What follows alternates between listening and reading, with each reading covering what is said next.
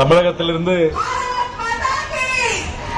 இந்தியாவுடைய அரசியல் சாசனத்தை காப்பாற்ற வேண்டும் என்ற நல்ல எண்ணத்தோடு நம்மளுடைய நாட்டின் தலைநகரத்திற்கு வந்திருக்கும் அனைத்து வழக்கறிஞர்களையும் வருக வருக என்று வரவேற்கிறேன்.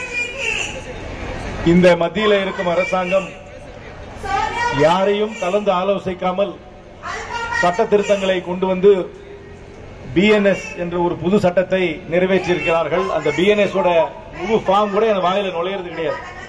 எல்லாத்துக்கும் ஹிந்தி பேரு சமஸ்கிருத பேரை கொடுத்து நம்மளுடைய ஐபிசியில காலங்காலமா இருக்கிற ஐபிசி பேரையே மாத்தி விட்டுறாங்க.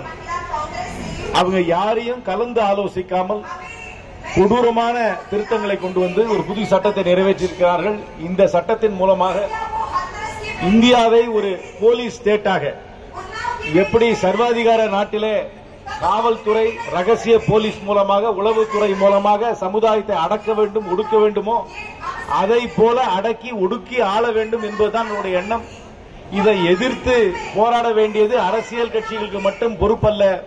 சமுதாயத்தின் மீது அக்கறை உடையவர்கள், ஜனநாயகத்தின் மீது அக்கறை உடையவர்கள், இந்திய அரசியல் சாசனத்தின் மீது நம்பிக்கை உடையவர்கள் கண்டிப்பாக போராட வேண்டும். இந்த போராட்டத்திலே முதன்மையாக வழக்கறிஞர்கள் தான் இருக்க வேண்டும். ஏனால் இது உங்களுக்கு தான் இதனுடைய உள்நோக்கங்கள் எல்லாம் தெளிவாக புரியும். இதை எடுத்து சாதாரண மக்களுக்கு உங்கள் பகுதியிலே நீங்கள் கண்டிப்பாக எடுத்து சொல்ல வேண்டும். இந்த புதிய சட்ட திருத்தத்தால் என்னை பொறுத்தவரை பெரிய குழப்பம் வரப்போகிறது. ஏனென்றால் இதற்கு முன்பாக ஜூலை மாதத்துக்கு 1ஆம் தேதிக்கு முன்பாக இருந்த வழக்குகள் எல்லாம் பழைய சட்டத்துக்கு அடியிலே நடத்தப்படுமா, புது சட்டத்துக்கு அடியிலே நடத்தப்படுமா என்பதே யாருக்கும் தெரியாது. புதிய கம்பெனிஸ் ஆக்ட் கொண்டு வரும்பொழுது சார்ட்டர்ட் அக்கவுண்டன்ட்ஸ்க்கு 3 வருஷம் ஆச்சு அந்த கம்பெனிஸ் ஆக்ட் புரியறதுக்கு.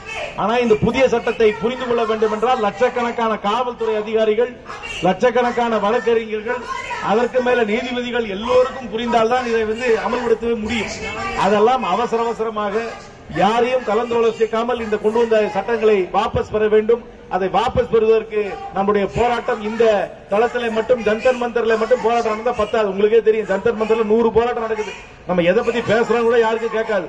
இது அவர்கள் பகுதியில அவர்கள் எந்தெந்த நீதிமன்றத்தில் செயல்படுகிறார்களோ அந்தந்த நீதிமன்றத்தில் இந்த போராட்டத்தை தொடர்ந்து நடத்த வேண்டும் என்று பணியோடு கேட்டுக்கொண்டு உங்களுடைய போராட்டத்திற்கு எங்களுடைய கட்சியின் சார்பாக முழு ஆதரவு கண்டிப்பாக இருக்கும் என்று சொல்லி இன்னைக்கு 31ஆம் தேதி அன்று எங்களுடைய கட்சி இதற்காக ஒரு கருத்தரங்கத்தை கான்ஸ்டிடியூஷன் கிளப்ல நடத்துகிறோம். டெல்லியிலே இருக்கும் வழக்கறிஞர்கள் அந்த கருத்தரங்கத்தில் கலந்து கொள்ள வேண்டும் என்று பணியோடு கேட்டு உங்களுடைய போராட்டத்திற்கு நாங்கள் என்றும் உறுதுணையாக இருப்போம் என்ற உத்தரவாதத்தை கூறி விடைபெறுகிறேன். நன்றி, வணக்கம்.